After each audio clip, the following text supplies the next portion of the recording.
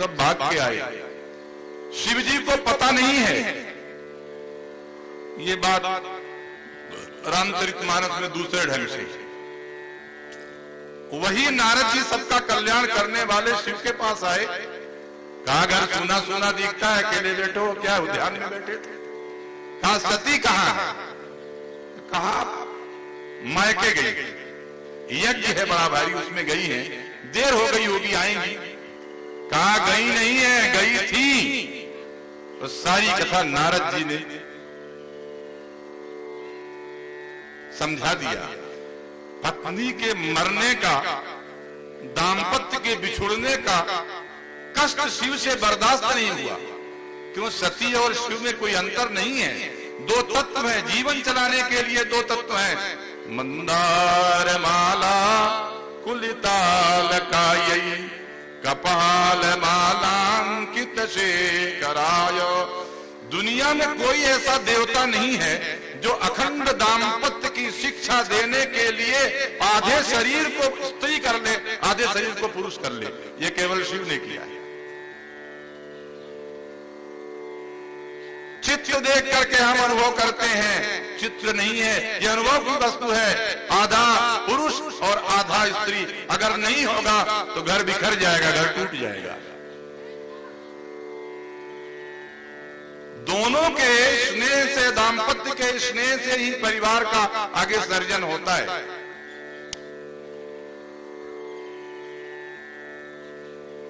बाल नोचने लगे और कहे एक बाल गिर गया, टूटा बाल, उससे वीरभद्र पैदा हो गए। अब वीरभद्र को ये कहा कि आज्ञा दीजिए। कहा जाओ ससुराल जाओ। वहां जाने के बाद गणों ने बताया कि ये बड़े जोर से हंस रहा था जब हमारी पिटाई हो रही थी, उनके दांत तोड़ दिया पूषा जी के। और आज भी हम लोग पूषा की बलि देने के लिए वो सिल लोढ़ा की पूजा करते हैं आप लोग, फिर वो पीठी लेकर के ऊपर रख देती हैं। वो पूषा के लिए, दांत नहीं है, पीठी जलती है उनकी। कहा कि ये बहुत ताव दे करके दाढ़ी ऐसे खिलका करके करते थे, तो दाढ़ी नोच ली भृगु महाराज की, क्योंकि यही सबसे नेता थे वहां, सबकी यही रक्षा कर रहे थे। रक्षा की निमुनी। दक्ष का तो सिर काट के कुंड में हवन कर दिया, दक्ष का सिर चला गया। जो व्यक्ति अपने सिर का, अपने दिमाग का इतना घमंड करे कि हमसे चतुर दुनिया में कोई नहीं होता, उसके सिर की, उसके घमंड की, उसके गर्व की, उसके मिजाज की यही दशा होती है कि वह अग्नि के कुंड में समाप्त हो जाता है। इसलिए सावधानी से अपनी दक्षता को बचाए रखिए। यह शिव बरगद के नीचे बैठते हैं, आने जाने सब पे वाले सब पे नजर करते हैं, जो नहीं आता उस पर भी नजर रखते हैं, क्योंकि उसके घर में भी विद्यमान रहते हैं। इसीलिए इनकी लिंग की पूजा होती है, क्योंकि लिंग के बिना मनुष्य कोई हो नहीं सकता। लिंग माने लक्षण। पुरुष का जो लक्षण है वो लिंग है, स्त्री का जो लक्षण है वो जलाधारी है, भग है। और यही शिव और पार्वती का रहस्य है। हर घर में दंपति के रूप में, माता पिता के रूप में, पुरुष और स्त्री के रूप में ये विद्यमान रहते हैं। कोई आए पास में तो ठीक है, ना आए तो ठीक है, शिव की दृष्टि है। लेकिन जब इन्होंने अपने शरीर को अलग कर दिया, सारे भारतवर्ष में शिवलिंग की पूजा इसलिए होती है कि शरीर का अभिमान न हो, तत्व का अभिमान हो, चिन्ह का अभिमान हो, पुरुषत्व का अभिमान हो। मैं पुरुषत्व के अनुकूल कर रहा हूं कि नहीं, ये शिव संदेश देते हैं। और जो शिवत्व के प्रतिकूल आचरण करता है, भय जग विदित दक्ष गति जोई।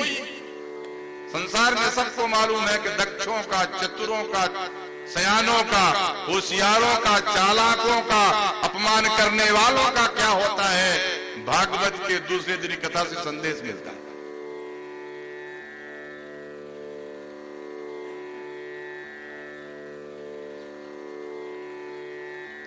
विष्णु भगवान स्वयं आते हैं, क्योंकि पंडित लोग बताते हैं कि यज्ञो वही विष्णु। वेदों में लिखा है कि यज्ञ विष्णु भगवान का साक्षात अवतार है। इसीलिए जब यज्ञ प्रारंभ होता है तो कहते हैं पवित्र पवित्रो व सर्वावस्थांगतो भी पुंडरीकाक्षम, विष्णु को जो स्मरण करता है। और अंत में भी विष्णवे नमः विष्णवे नमः विष्णवे नमः। आचार्य लोग यज्ञ के अंत में कहते हैं यस्य स्मृत्या च नामोक्त्या तपो यज्ञ क्रियादिषु न्यूनम संपूर्णताम याति सद्यो वंदे तम अच्युतम। विष्णु भगवान प्रकट हुए, क्या कर दिया, कृपा करो। शिव ने कहा ऑर्डर दानी, हमको क्या कृपा करने में है। सबको कुछ न कुछ बता दिया और कहा कि इसको बहुत अहंकार है, मैं करता रहता है। तो जो रात दिन मैं बोलता है उसके सिर को लाओ, इनके सिर में जड़ा दो। और बकरी की आवाज सुनना क्या बोलता है। दक्ष के कटे हुए सिर में बकरे का सिर जोड़ दिया कि जो बहुत चतुरा होता है, बहुत घमंडी होता, अहंकारी होता है। मैं अहम अहंकार विमूढ़ात्मा पश्यन्नपि न पश्यति, देखता हुआ भी नहीं देखता।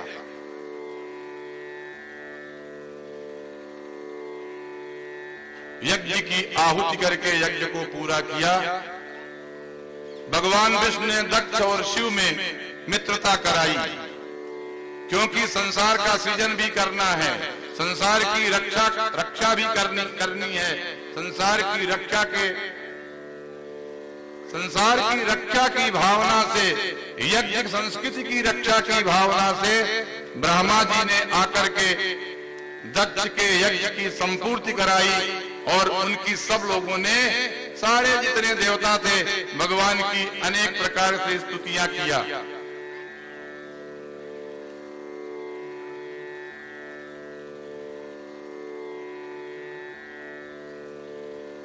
चौथे स्कंद के श्री गणेश में भगवान शंकर की यह दिव्य लीला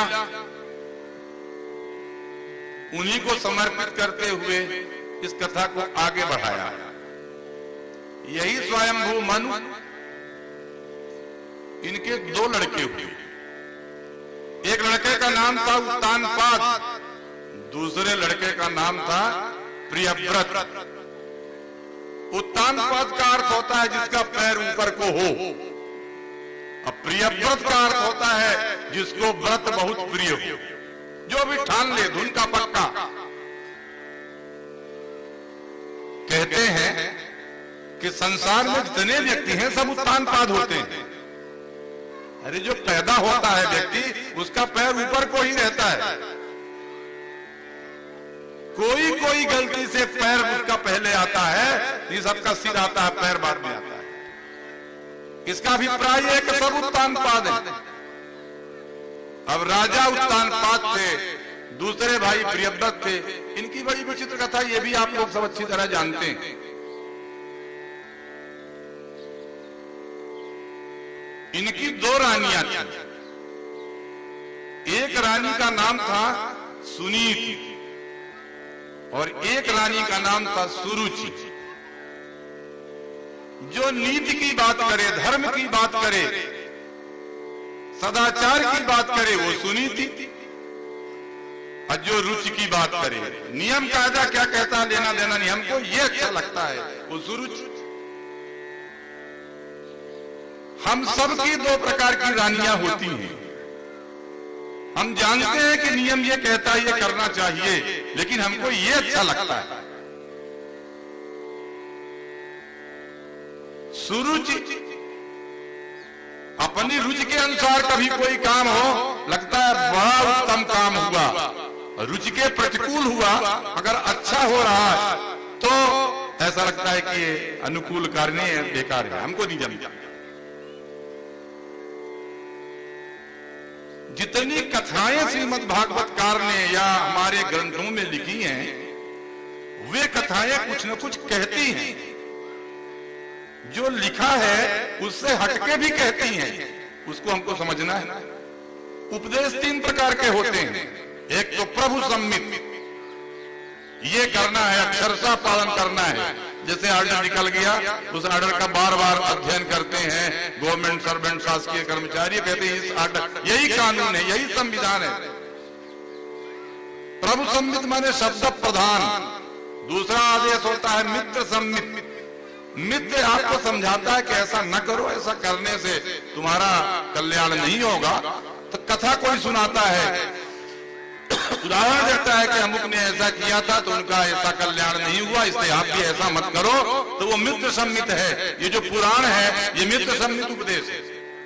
एक कथा सुनाया और कथा के माध्यम से बता दिया कि दक्ष ने ऐसा ऐसा किया, सिर कट गया, बकरे का सिर आया, ऐसा मत करना, शिव को भाग जरूर देना, कल्याण की बात यज्ञ में जरूर करना, यज्ञ इत्यादि तब तक मत करना जब तक मन में कंजूसी हो, जब तक उदारता न आ जाए, जब तक मन में शिव न आ जाए, तब तक यज्ञ करना व्यर्थ है। क्यों? दुनिया क्या जानती है इससे कोई मतलब नहीं है। मनुष्य अपने अंदर बैठे हुए शिव को सदैव धोखा देता है, क्योंकि वही जानता है क्या सही कर रहा है, क्या गलत कर रहा है, क्या अनुकूल कर रहा है, क्या प्रतिकूल कर रहा है। इसलिए अपने अंदर बैठे हुए शिव को, अपने अंदर बैठे हुए कृष्ण को, अपने अंदर बैठे हुए राम से धोखा ना करो, नहीं तो यज्ञ व्यर्थ हो जाएगा। इस विषय की बातें जहां होती है वो सत्संग, आवश्यकता से अधिक वस्तुएं जिनके पास हो उनको लाकर जिनको आवश्यकता है उनमें बांट देना, और अपने पास जो आवश्यकता से अधिक वस्तु है वो दूसरों को बांट देना, यही दान है। ये तीनों कार्य जहां होता है वो यज्ञ होता है।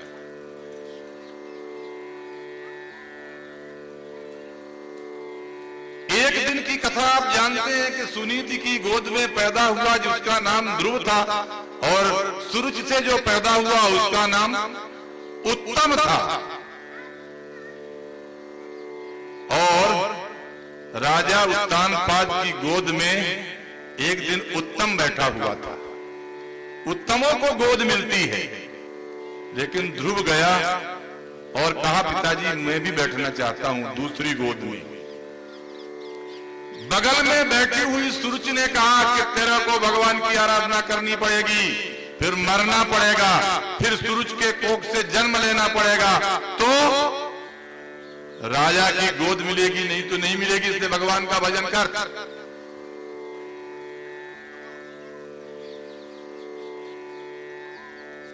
अगर ये कहती कि भगवान की कृपा के बिना राजा की गोद नहीं मिलती, राजपाट नहीं मिलता, उत्तराधिकार नहीं मिलता, तो चल जाता। लेकिन सूरज कहती है कि मैं जब चाहूंगी तो गोद में बैठेगा, मेरी औरत संतान को गोद मिलेगी राजा की, राजगद्दी मिलेगी, नहीं तो नहीं मिलेगी। इस प्रकार के कठोर बात को जहां अपने अधिकार का मान भंग हो उसको सुन करके वो ध्रुव रोता हुआ अपनी माँ के पास आया। माँ ये बात सुन रही थी। माँ ने कहा कि तुम्हारी सौतेली माँ ने तुमको सही उपदेश दिया है, कहा है कि भगवान की आराधना करो बेटा, भगवान की आराधना करो, उससे बढ़ के कोई नहीं है। तुम्हारे पिताजी भी उनकी कृपा से ही राज्यपाट प्राप्त कर चुके हैं।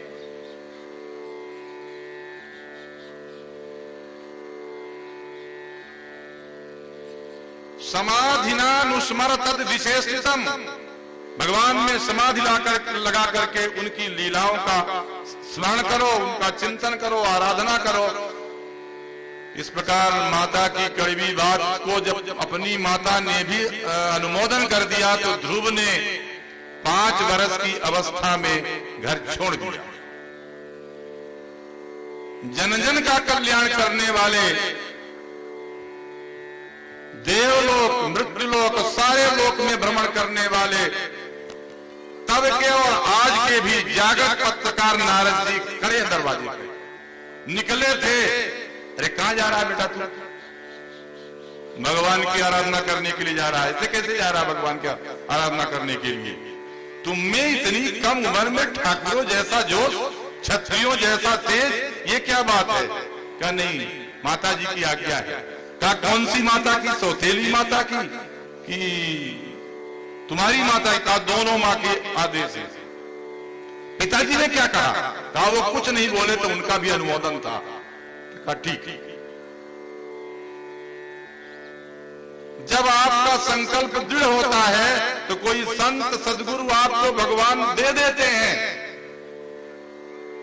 आप सबको आपके कान में चुपके से किसी पंडित ने, किसी आपके गुरु ने जो मंत्र बताया होगा, किसी को न बताना, भागवतकार ने, भागवत के नारद ऋषि ने ध्रुव को बता दिया कि ये 12 अक्षर का मंत्र जपोगे 7 दिन में तुमको, जिनको जपोगे उनके दर्शन हो जाएंगे।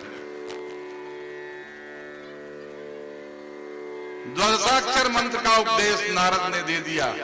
परम भागवत नारद से वो मंत्र प्राप्त करके 5 वर्ष का अवस्था का चिंतन न करते हुए दृढ़ निश्चयी ध्रुव को यह मंत्र दे दिया, कहा जाना वृंदावन के पास मधुबन है, वहां जाके तपस्या करना।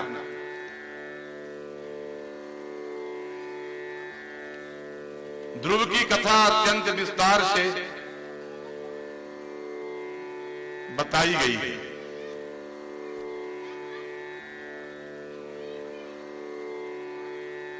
पानी पर जल पी करके कुछ दिन तक मंत्र जपते रहे, कुछ दिन तक वायु के द्वारा अपने मंत्र की आराधना करते रहे। इसके बाद श्वास को स्तंभित करके एक पैर से खड़े हो गए। जब श्वास का स्तंभन किया तो तीनों लोक की श्वास रुकने लगी। इंद्र ने भगवान से कहा कि क्या कर रहे हो आप, हमारा इंद्रासन चला जाएगा। हमको इंद्रासन की चिंता है, कैसे देश का काम चलेगा।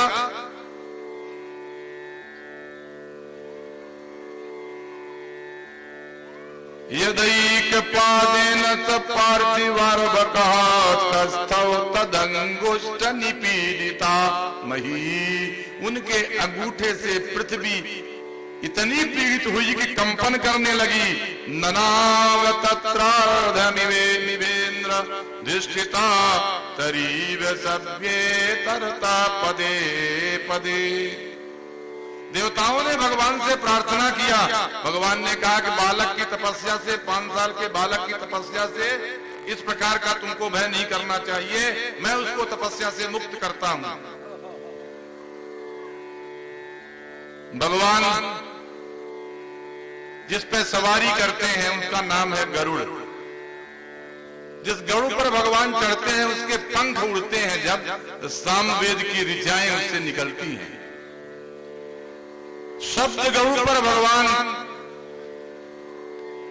सवारी करते हैं। आपके शब्द से जब सामवेद की ध्वनियां निकलने लगे, आपके वाणी में जब सामवेद की ऋचाओं का फल देने वाले भगवान का नाम, भगवान का मंत्र बार बार उच्चरित होना लगे, तो गरुड़ महाराज के ऊपर जैसे चढ़ के भगवान आते हैं वैसे भगवान आ जाते हैं, प्रकट हो जाते हैं।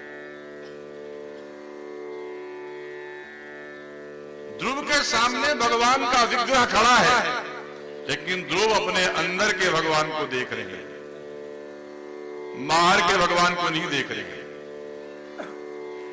भगवान ने जिस स्वरूप का ध्यान कर रहे थे ध्रुव, जिस वासुदेव भगवान का स्वरूप का ध्यान कर रहे थे, उसी स्वरूप को बना करके अंदर प्रवेश कर दिया। अकपका करके ध्रुव की आंखें खुलती हैं, देखा क्या कहूं। ऐसे भगवान को सामने देख करके इच्छा हुई कि भगवान की मैं कुछ प्रार्थना कर लूं। भगवान के मंदिर पर जाने पर, सरकार के झांकी होने पर सारी दुनिया सोचती है, बहुत दिमाग में कोशिश करती कौन सा मंत्र आता है, और उसी मंत्र